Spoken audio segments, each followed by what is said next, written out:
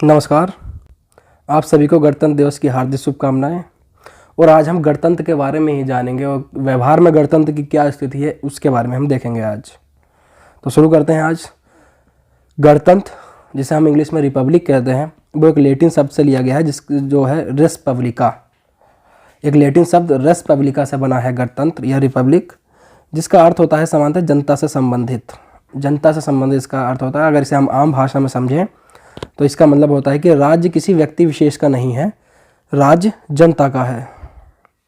राज्य किसी व्यक्ति विशेष का ना होने का मतलब यह है कि राज्य में राजतंत्र नहीं है। जैसे राज्य किसी व्यक्ति विशेष का है, इसका मतलब क्या है, वो राजतंत्र है वहाँ पे, क्योंकि वहाँ पर आम जनता पर जो शासन करता है वो वंशानुगत तरीके से राजा करता आ रहा है, राजा का शासन। लेकिन राज्य जनता का मतलब है कि राज्य का जो सर्वोच्च पद है, राज्य का जो सर्वोच्च पद है उस पर आम नागरिक जाकर बैठ सकता है। लेकिन अगर कहीं राजतंत्र है तो राज्य का सर्वोच्च पद है, वहाँ पर सिर्फ राजा ही होता है, उसे आम जनता कोई नहीं बैठ सकती। उसके बाद उसका बेटा बैठेगा, उसके बाद उसका बेटा बैठेगा, या उससे संबंधित कोई बैठे। लेकिन गणतंत्र में ये होता है कि आम जनता में से कोई भी जाके उस सर्वोच्च पद पर बैठ सकता है जाके। तो ये अंतर होता है राजतंत्र और गणतंत्र में। तो रेस पब्लिका का मतलब होता है राज्य जनता का है, राज्य किसी व्यक्ति विशेष का नहीं है। अब जनता का राज्य है तो मतलब क्या है, जो राज्य का सर्वोच्च पद है उस पर आम जनता ही बैठेगी जाके। अब वो निर्वाचित होकर बैठती है। अब वो निर्वाचन अप्रत्यक्ष होता है, कहीं प्रत्यक्ष होता है। भारत में अप्रत्यक्ष होता है। जो राष्ट्रपति होता है वो आम जनता में से ही होता है। वही निर्वाचन पद्धति को पूर्ण करते हुए वहाँ पर राष्ट्रपति पद पर बैठता है जाके। तो इसी कारण वो भारत गणतंत्र है, राजतंत्र नहीं। और राजतंत्र गणतंत्र अपोजिट हैं एक दूसरे के। इसी को अगर हम और इस उदाहरण देकर समझें तो और अच्छा समझ में आएगा। जैसे हम भारत और ब्रिटेन का एग्जाम्पल लेते हैं। भारत गणतंत्र है प्लस लोकतंत्र, दोनों हैं। गणतंत्र का मतलब वही है कि राज्य का जो सर्वोच्च पद है वहाँ पर वंशानुगत नहीं है, बल्कि आम जनता द्वारा निर्वाचित होकर ही व्यक्ति बैठता है जाके। यह होता है गणतंत्र का मतलब। और वो संवैधानिक प्रमुख होता है, यानी कि संवैधानिक प्रमुख कहें या फिर सर्वोच्च पद, वो वंशानुगत नहीं है बल्कि निर्वाचित है या फिर आम जनता में से ही चुना जाता है। और लोकतंत्र का मतलब क्या था कि वास्तविक प्रमुख जनता द्वारा निर्वाचित होता है। वास्तविक प्रमुख जो होता है वो जनता द्वारा निर्वाचित होता है। लोकतंत्र के बारे में अब्राहम लिंकन का एक वाक्य है जो उन्होंने कहा था कि लोकतंत्र जो है जनता का शासन, जनता के द्वारा शासन, जनता के लिए शासन होता है।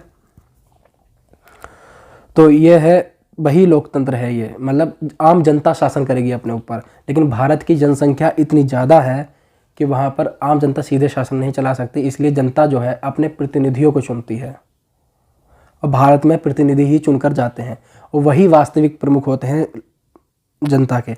वास्तविक प्रमुख भारत में कौन होता है? पीएम, प्राइम मिनिस्टर हमारे वास्तविक प्रमुख हैं। वही वास्तविक रूप से जनता को, हमारे देश को चलाते हैं। तो इस कारण भारत क्या है? एक लोकतंत्र है। और भारत का जो सर्वोच्च पद है वहाँ वंशानुगत नहीं, आम जनता द्वारा ही चुनकर जाता है, तो वहाँ ये गणतंत्र है। तो भारत गणतंत्र प्लस लोकतंत्र दोनों है। अगर हम ब्रिटेन की बात करते हैं, ब्रिटेन में राजतंत्र प्लस लोकतंत्र है। लोकतंत्र वास्तविक प्रमुख जनता द्वारा निर्वाचित ही होता है, जैसे पीएम वहाँ पे निर्वाचित होते हैं और वास्तविक प्रमुख होते हैं। पीएम ही पूरा शासन चलाते हैं। राजतंत्र इस आधार पर है कि ब्रिटेन राज्य का या ब्रिटेन देश का जो सर्वोच्च पद है वहाँ कोई आम नागरिक नहीं बैठता है जाके, राजा ही बैठते हैं। वंशानुगत तरीके से चलती आ रही है प्रक्रिया, तो वहाँ राजतंत्र है। तो इस आधार पर ब्रिटेन में क्या है? राजतंत्र है और लोकतंत्र है। और भारत में गणतंत्र प्लस लोकतंत्र है। अब आप देख सकते हैं कि लोकतंत्र जो है वो गणतंत्र में भी हो सकता है और लोकतंत्र राजतंत्र में भी हो सकता है। लेकिन गणतंत्र और राजतंत्र ये कभी एक साथ नहीं हो सकते, ये एक दूसरे का अपोजिट ही रहते हैं। ये गणतंत्र के बारे में कुछ परिभाषा थी जो आपको समझ में आई होगी। आगे देखते हैं गणतंत्र की विशेषताएं या फिर उसकी शर्तें। गणतंत्र की विशेषताएं अगर हम देखते हैं तो सबसे पहली विशेषता होती है कि राज्य का प्रमुख वंशानुगत नहीं होकर निर्वाचित हो। और निर्वाचन वो डायरेक्ट भी हो सकता है और इनडायरेक्ट भी हो सकता है। इसके बारे में मैंने आपको बताया कि भारत राज्य का सर्वोच्च पद है वो निर्वाचित होता है, जो राष्ट्रपति का पद होता है। तो इस आधार पर भारत गणतंत्र है। राज्य में कोई विशेषाधिकार प्राप्त वर्ग नहीं होता। तो राज्य में कोई विशेषाधिकार प्राप्त वर्ग का मतलब क्या है, कोई प्रिविलेज क्लास नहीं हो, जैसे कोई पहले घराने चलते थे कि ये इस घराने के हैं, ये इस घराने के हैं, तो उन्हें कुछ विशेषाधिकार प्राप्त होते थे अंग्रेजों के शासन में। लेकिन भारत में विधि का शासन है। जब संविधान लागू हुआ तो विधि का शासन है। आर्टिकल 14 हमारा कहता है विधि का समान संरक्षण, विधि के समक्ष समानता, विधियों का समान संरक्षण, ये बात करता है। तो कोई भी विशेषाधिकार प्राप्त वर्ग नहीं है भारत में। तो इस आधार पर ही भारत गणतंत्र है। कोई घराना बराना नहीं है भारत में इस आधार पर। सार्वजनिक पद सभी के लिए खुले रहेंगे या ओपन रहेंगे। तो सार्वजनिक पद जितने भी हैं वो सब आम जनता के लिए है, हमेशा ओपन रहते हैं। तो इस आधार पर भारत गणतंत्र है। लोक प्रभुता, लोक प्रभुता का मतलब होता है कि लोक माने लोक, प्रभुता माने प्रभु, आम जनता स्वामी हो। तो हमारा संविधान की प्रस्तावना ये कहती है, प्रस्तावना की पहली लाइन, हम भारत के लोग। अगर हम भारत के लोग के साथ प्रस्तावना की आखिरी लाइन पढ़े कि हम भारत के लोग संविधान को अंगीकृत करते हैं, हम भारत के लोग संविधान को अधिनियमित करते हैं, हम भारत के लोग संविधान को आत्म अर्पित करते हैं, तो यानी कि हम भारत के लोग कर रहे हैं। ये इसमें मतलब क्या है, आम जनता ही प्रभु है, आम जनता ही स्वयं में प्रभु है। और जाहिर सी बात है, आप देखते हैं कि पीएम को चुनना हो आम जनता ही चुनती है। यानी कि अगर कभी निर्वाचन होता है आम जनता ही चुनती, तो आम जनता ही तो डिसाइड करती है कौन हम पर शासन करेगा, तो लोग प्रभु है ही। तो इन चार आधारों पर भारत खरा उतरता है। तो इस आधार पर भारत में जो है संवैधानिक तौर पर गणतंत्र है भारत, क्योंकि संविधान में गणतंत्र के बारे में पूरी क्राइटेरिया दिए हुए हैं और वो फुलफिल भी करता है भारत। तो इस आधार पर भारत गणतंत्र है। लेकिन अगर हम व्यवहार में देखते हैं कि कहाँ तक गणतंत्र हो पाए हैं, तो आप हमेशा न्यायपालिका पे आरोप लगते हुए देखते होंगे कि मुश्किल से 100-200 परिवार ऐसे हैं जहाँ पे हाई कोर्ट या सुप्रीम कोर्ट के जजेस उसमें से ही बनते हैं। हाई कोर्ट और सुप्रीम कोर्ट के जो मुख्य न्यायाधीश हैं उनमें आप देखेंगे 100-200 परिवार हैं मुश्किल से। कभी ऐसा नहीं सुना होगा कि बहुत ही नीचे स्तर से उठकर वो सुप्रीम कोर्ट का मुख्य न्यायाधीश या हाई कोर्ट का मुख्य न्यायाधीश ही बना हो। सब वंशानुगत तरीके से चलता हुआ आ रहा है व्यवहार में, क्योंकि इसमें दिक्कत यह है कि न्यायाधीश ही न्यायाधीश को चुनता है। तो इस आधार पर भी इसमें आरोप लगते हैं कि हाई कोर्ट में या सुप्रीम कोर्ट में, यानी कि न्यायपालिका में कहें तो वंशानुगत प्रवृत्ति देखी जाती है व्यवहार में। तो यहाँ पर हम गणतंत्र से थोड़ा दूर हैं, क्योंकि वंशानुगत प्रवृत्ति आ रही है तो वहाँ पर गणतंत्र नहीं है। गणतंत्र में वंशानुगत को मना किया जाता है। राज्य आम जनता का है, गणतंत्र का मतलब ये है। लेकिन उसमें जो पद हैं सार्वजनिक पद, उस पर वंशानुगत प्रवृत्ति आ रही है। हाई कोर्ट मुश्किल से 100-200 परिवार ही हाई कोर्ट और सुप्रीम कोर्ट के मुख्य न्यायाधीश बनते हैं। वही हम राजनीति में देखें, राजनीति में तो आप पॉलिटिक्स में देखते होंगे कितने परिवार हैं, और वही पॉलिटी में भी ये वंशानुगत प्रवृत्ति है। तो वंशानुगत प्रवृत्ति पॉलिटिक्स में बताने की ज़रूरत नहीं है, आपको पता ही है, रोज़मर्रा की ज़िंदगी में देखते होंगे कि किस प्रकार वंशानुगत प्रवृत्ति है कि इनका बेटा ये सब पॉलिटिशियन ही है। तो ये वंशानुगत प्रवृत्ति है। तो इस आधार पर व्यवहार में हम देखते हैं तो गणतंत्र से दूर हैं। न्यायपालिका राजनीति के साथ साथ अगर हम समाज में भी देखते हैं, जाके समाज में व्यवहार में देखें, महिलाओं की स्थिति देखें। महिलाओं की स्थिति अगर हम देखते हैं कि जो उनका रेशियो है वो इतना भी कम नहीं है कि उनका सार्वजनिक पद या नौकरी में अनुपात इतना कम हो जाए। 50-50% तो नहीं है जनता, लेकिन महिला समाज में 45 से 46% तो हैं लगभग पुरुषों के मुकाबले। 55 या 54-55% पुरुष हैं तो 45-46% महिलाएं हैं। तो इस रेशियो में भी उनका सार्वजनिक पदों पर नियुक्ति नहीं होती है। आप देखें सरकारी नौकरी में महिलाओं का रेशियो क्या है, कुछ नहीं है। महिलाएं आज भी जो है सरकारी पदों पर महिलाओं को नियुक्त नहीं किया जाता। क्या किया जाता है, महिलाओं को इतना अपॉर्चुनिटी नहीं दी जाती कि उस पद पर पहुंच पाएँ। आप न्यायपालिका में देखें, आज तक कोई मुख्य न्यायाधीश CJI chief justice of India महिला नहीं है। न्यायपालिका में अगर हम रेशियो देखें जाके महिलाओं का तो बहुत कम है। इवन राजनीति में भी देखें, आप पार्लियामेंट में देखें, महिलाओं का रेशियो कहाँ है।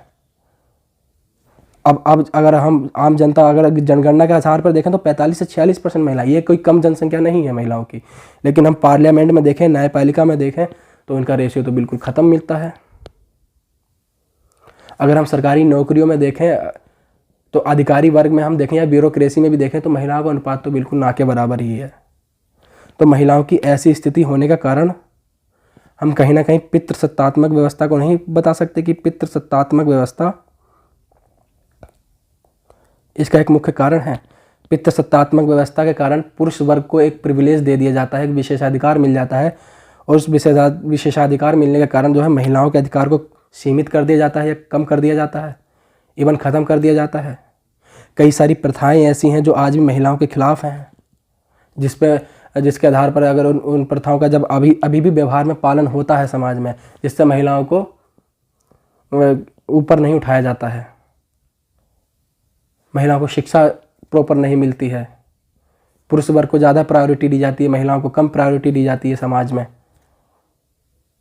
तो इसका आधार हम कहीं पितृ सत्तात्मक व्यवस्था को नहीं बता सकते कि पितृ सत्तात्मक व्यवस्था के कारण पुरुष वर्ग को प्रिविलेज मिल जाता है और महिलाओं को उनके अधिकार सीमित हो जाते हैं, उन्हें प्रॉपर शिक्षा नहीं मिल पाती है। क्या महिलाओं के अंदर स्किल्स नहीं होती हैं? क्या बस उनको अपॉर्चुनिटीज़ नहीं दी जाती है समाज के तौर पर?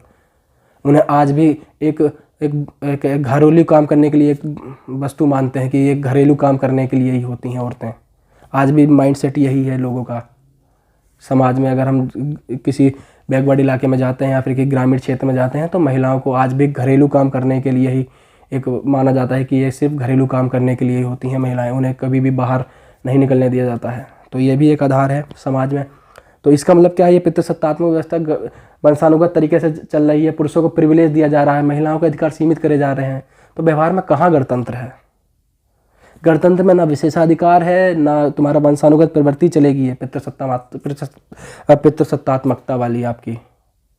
महिलाओं को भी अधिकार दो पढ़ने का, उन्हें भी आगे बढ़ाओ। तो व्यवहार में महिलाओं की स्थिति देखें तो कहाँ समाज अभी गणतंत्र है? अभी तो बहुत दूर है गणतंत्र से। अब वैसा ही आप जातिवाद को देखें। कोई व्यक्ति किसी विशेष जाति का है, माना मैंने, कोई व्यक्ति किसी विशेष जाति का है, उस जाति का कुछ काम है कि ये जाति इस काम को करती है। जरूरी नहीं है कि वो व्यक्ति उसी काम को करे। वो अच्छा वक्ता है तो वो एक अच्छा पॉलिटिशियन बन सकता है, एकेडमिक में अच्छा है तो वो अच्छा प्रोफेसर बन सकता है। जरूरी नहीं जो उस जाति का काम है वो करे। ये वंशानुगत प्रवृत्ति जो चलती आ रही है कि इस जाति काम यही करेगा, कुम्हार बर्तन ही बनाएगा, ऐसा नहीं हो सकता है। वो व्यक्ति शायद आगे चल के डीएम बन जाए, आगे चल के आपका देश संभाले। तो ये वंशानुगत जातिवाद वाली प्रवृत्ति भी तो चल रही है। ये भी कहाँ गणतंत्र? गणतंत्र तो वंशानुगत को हटाता है, दूर करता है, विशेषाधिकार को दूर करता है। लेकिन यहाँ तो व्यवहार में देखते हैं तो हमें वंशानुगत प्रवृत्ति ही और वही पुरानी परंपराएं चलती आ रही हैं जो समाज के लिए गलत भी हैं। तो अगर जब तक ये चलेगा समाज में तो फिर कहाँ गणतंत्र हो पाएंगे हम। तो व्यवहार में तो अभी गणतंत्र हमारा बहुत दूर है। जातिवाद देख लें, महिलाओं की स्थिति तो आप देख ही रहे होंगे। हर किसी के परिवार में माँ बहन और महिलाएं तो होती हैं। उनकी स्थिति देखें आप, कहाँ तक सीमित रह जाती हैं वो। उन्हें भी जब हम समाज उन्हें आगे निकलने का अपॉर्चुनिटी देगा, जातिवाद दूर होगा, महिलाएं भी आगे बढ़ेंगी। जिस हिसाब से इनका रेशियो है जनसंख्या में, इस हिसाब से अगर नौकरी मिल जाए उन्हें या फिर उन्हें अपॉर्चुनिटी मिले तो ये भी आगे बढ़ेंगी। तो तब हम देखेंगे कि समाज गणतंत्र की ओर बढ़ रहा है। न्यायपालिका में, पॉलिटिक्स में महिलाओं की जनसंख्या बढ़ेगी धीरे धीरे, तब मानेंगे कि गणतंत्र हमारा बढ़ रहा है। जातिवाद दूर होगा, ऐसे मुद्दे उठने ख़त्म हो जाएंगे, महिलाओं को अपने हक के लिए लड़ना नहीं पड़ेगा, स्वयं मिलेंगे, उनके अधिकार दिए जाएंगे समाज द्वारा, तब मानेंगे कि गणतंत्र हम हो चुके हैं। तो व्यवहार में अभी गणतंत्र होने बाकी है, लेकिन संवैधानिक तौर पर हम गणतंत्र हैं। तो उम्मीद करता हूँ आपको समझ में आया होगा। थोड़ा भाषण टाइप का हो गया लेक्चर, लेकिन फिर भी उम्मीद करता हूँ समझ में आया होगा। और इससे अगर आप कुछ सीख रहे होंगे तो आगे आप वो गलती नहीं करेंगे जो हमारे पीछे के लोगों ने कर दिया या हमारे पूर्वजों ने जो करा है वो हम आगे नहीं करेंगे। धन्यवाद।